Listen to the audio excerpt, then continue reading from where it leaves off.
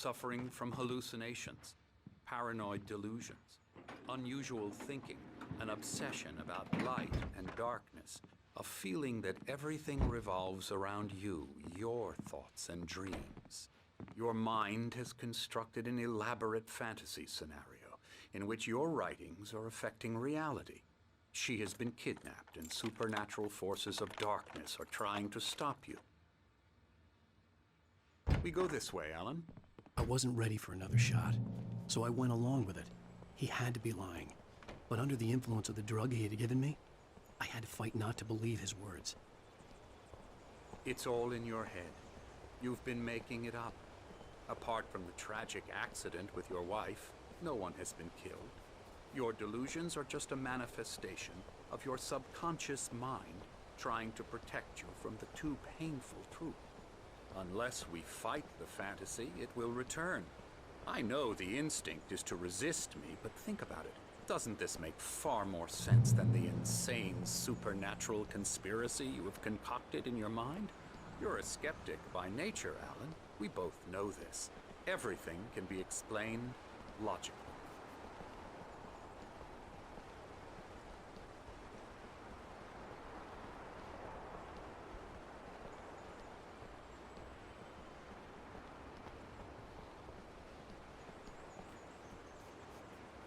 I never get tired of this view. Very inspiring, isn't it? Cauldron Lake spread below us. I could see Mirror Peak on the other side of the lake. I thought I could make out the spot where Diver's Isle had been when I arrived with Alice. Now there was nothing but waves. It seems there's a storm coming. Funny, I don't recall there being a mention of that in the weather forecast. Well, no matter. This way. Follow me. Alan, what I'm telling you is good news. Right now, we're in control. Every time you have a relapse, it gets more and more difficult to resurface from the dark depths of your imagination. Not surprising, considering your profession. Imagination is what you work with. After all your nightmares, this should come as an immense relief to you. If it doesn't, why is that? Because I'm lying? Or because you don't want to admit that you're not well? It's very natural for you to think of me as your enemy. It's part of the illness. I let him talk. Hartman obviously loved his own voice. His words echoed madly inside my head. I dug my nails into the palms of my hands to stay focused. You need to work with me. Once you accept that, we can begin the journey towards your recovery. Come along. Let's go inside.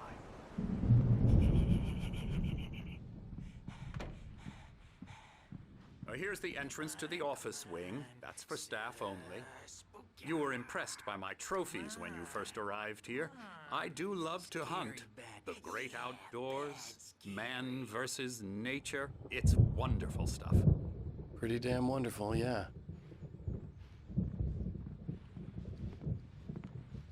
Scary, scary, scary.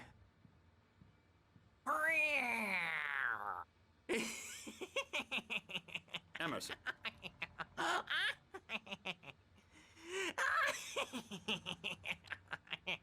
I'm a real bad dream, mister. You should be afraid of me. Don't want to run into me in the night, that's for sure.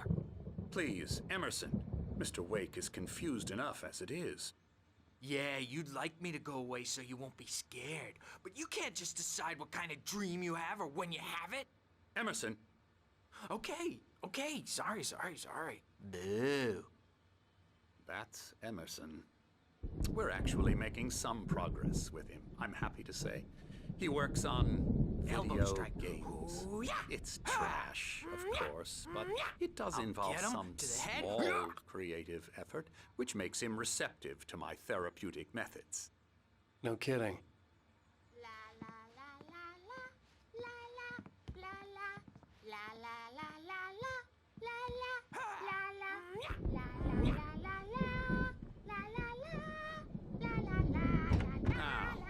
You might have noticed the typewriter in your room. You've been writing as a part of the therapy. As soon as you feel up to it, you should continue.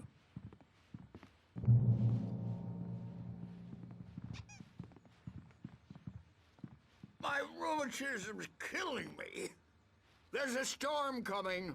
Oh, what a storm. I hope it wipes this place off the face of the earth. And these two are the Anderson brothers, Odin and Thor. They had how should I put this? A heavy metal band in the 70s and 80s called Old Gods of Asgard. They even adopted new first names to complete the image of Viking gods. After the band broke up, they lived on a farm nearby. They are, well, in advanced stages of dementia.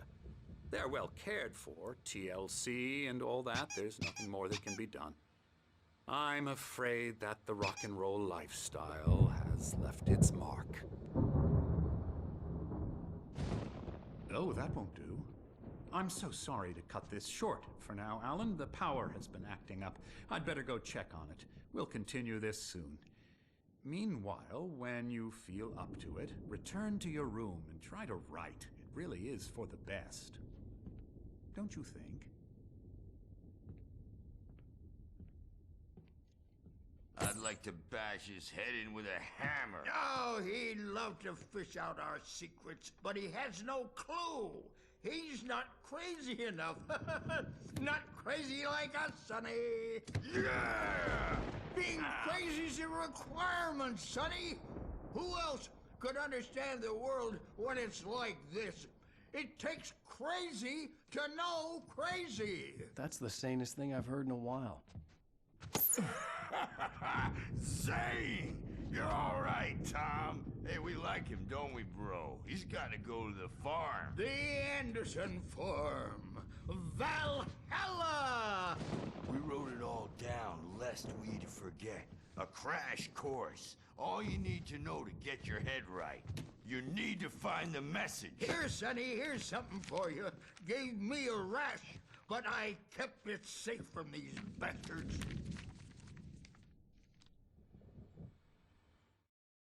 Zane could feel the poems, taking form, shaping things. As he experimented, he imagined he could almost feel the power surging through the keys of the typewriter. It exhilarated him. But there was fear, too. If not for his young assistant Emil, he would have given it up. But Emil convinced him otherwise. He too had a way with words. My head was clearing up, or according to Hartman, I was sinking back into the fantasy. I was convinced he was lying to me, about everything. Crazy or not, the Andersons made more sense. Yeah, good thing he's not overreacting or anything. Well, he's the boss. You need a hand here later on, Burge. The storm's bound to make you-know-who jumpy. You know how they get. Gotcha. The doc's got me looking after Wake here, but holler if you get too rowdy. Something's I'll do that, wrong. Burge. I'm not myself. It's hard to think. There's a shadow inside my head. I can only focus on writing. Everything else is a blur. I'm trapped in this cabin. Have been for days, but it's always dark outside. My editor is real. I saw her again. She's not human. It's not human. A dark presence is wearing the old woman's face. She was covered in clinging shadows. There's a hole in her chest where her heart should be. I think I've made a horrible mistake. I don't think I'm any closer to saving Alice. It's been lying to me, using me to get the story it wants, and the story will come true.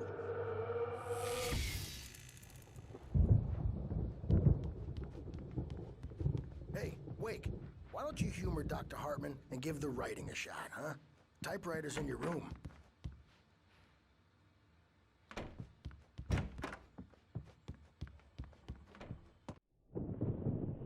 The white glare of the blank page in front of me hurt my eyes. My hands began to shake uncontrollably. Everybody calm down. Put that down. Bert, I need help. Hey, Wake, you stay here. I'm gonna go see what's up. You just keep doing what you're doing. Be cool, okay?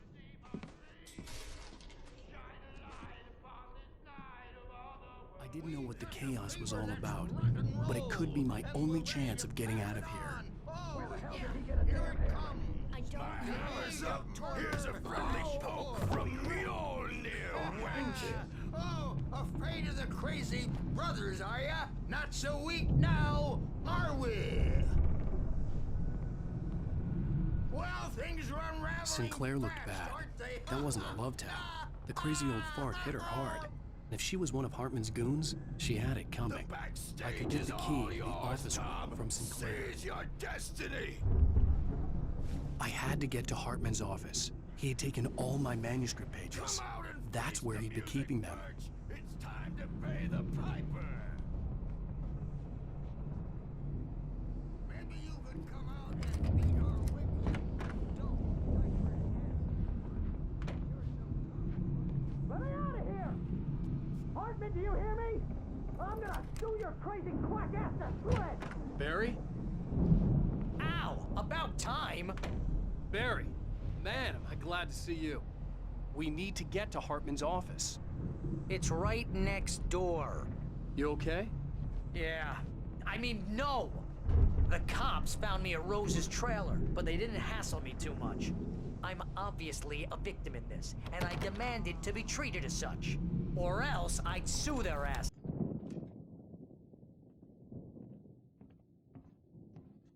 These were all the pages I had on me. And more.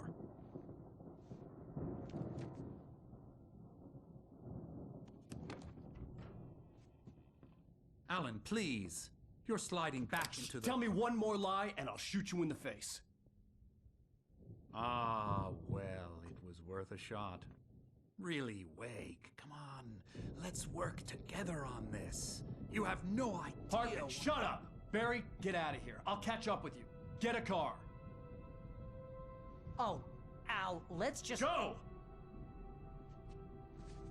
Wake, listen to me. This is a mistake. Don't you see? Together we can create something absolutely wonderful. With your ability and mine.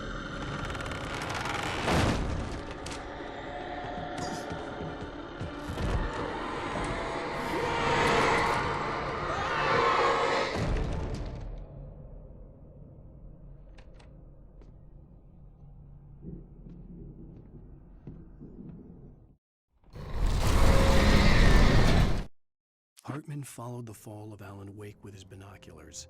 When the rider hit the water, he ordered Jack to take the boat to him. The spot was easy to see in the dark, even with all the extra lights in the boat. The flare floated and kept burning even in the water. Jack turned the radio louder as the engine sputtered. The music was rough and clanking, something the Anderson brothers would no doubt have enjoyed. But Hartman chose to ignore it. Wake was finally within his reach.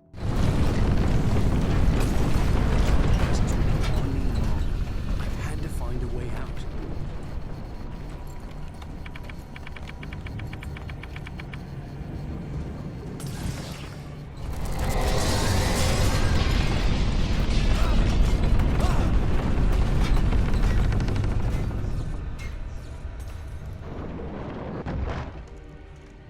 I needed light to get the possessed bookshelves out of my way.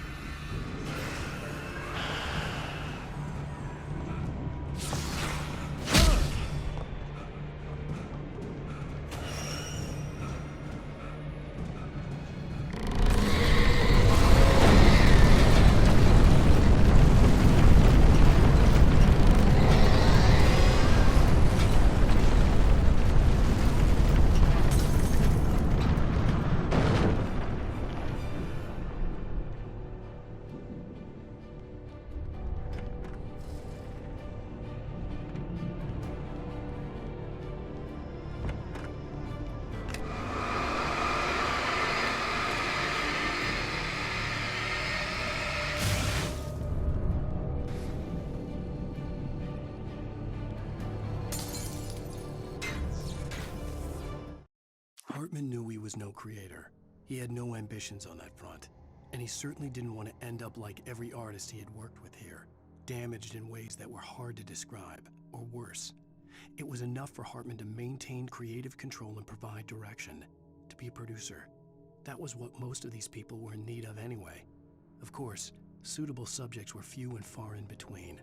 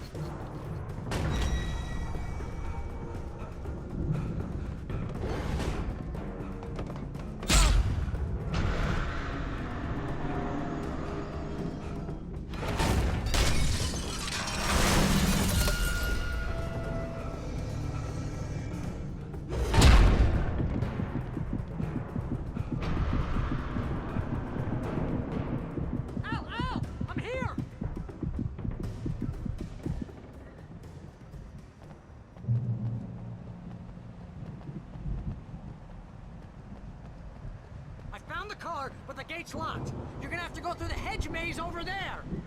Barry, I don't have a light. Take this, Al.